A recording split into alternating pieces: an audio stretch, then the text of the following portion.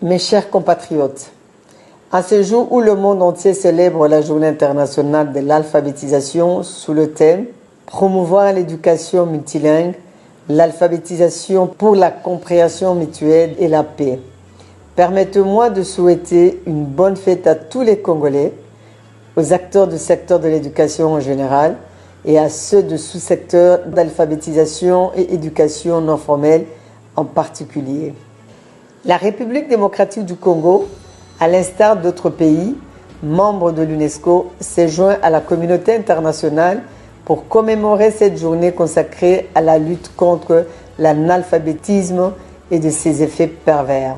Par cette commémoration, notre pays répond à son engagement, notamment celui de mettre en pratique les différentes résolutions prises par la communauté internationale en vue d'éradiquer ce fléau qu'est l'analphabétisme. En effet, l'alphabétisation est un droit qui autonomise et favorise une culture de paix durable, fondée sur le respect de l'égalité, l'état de droit, la solidarité et la justice.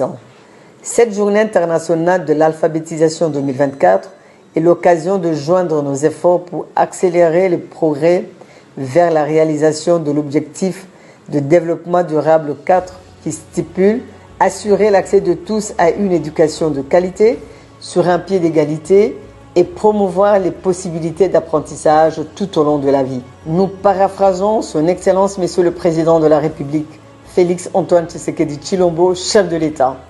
Dans son discours d'investiture de 20 janvier 2024, je cite « Ce nouveau quinquennat aura pour cinquième objectif celui de garantir plus d'accès aux services sociaux de base en veillant à l'extension des programmes tels que ceux de la couverture santé universelle, la gratuité de l'enseignement et le plan de développement à long terme de 145 territoires. » Fin des citations. C'est dans cette perspective que notre gouvernement, par le biais du ministère des Affaires sociales, Action humanitaire et solidarité nationale, ne ménage aucun effort pour développer avec les acteurs tant étatiques que non étatiques les programmes d'alphabétisation au profit de nos populations.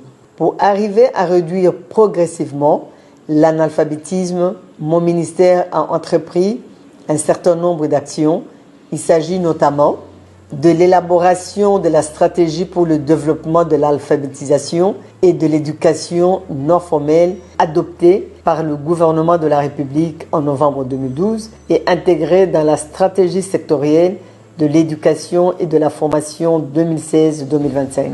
De la publication du rapport de l'étude d'un projet pilote sur les besoins éducatifs des enfants, des jeunes et des adolescents ainsi que les filles, les femmes et les adultes analphabètes en décembre 2022. De la publication du rapport de l'étude du diagnostic du programme national de rattrapage scolaire du niveau primaire en mai 2023. De l'élaboration des supports pédagogiques pour les différents programmes de l'ANF. De l'élaboration de l'annuaire statistique d'alphabétisation et d'éducation non formelle pour 2 années consécutives 2023-2024.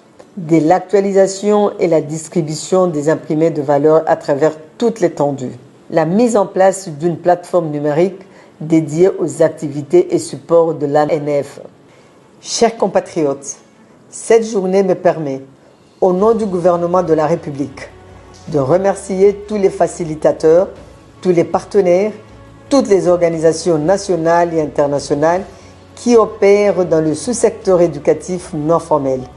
Il s'agit notamment de l'UNESCO, de l'UNICEF, du HCR, de l'USAID, de l'ambassade de France, l'ambassade de Grande-Bretagne, de l'ambassade du Canada, du projet AIT-USAID, de la Banque mondiale, de la Banque africaine de développement, du World Shed Canada, du projet Ilimunidjibuya USAID, du FIT 360, de Susila Dharma.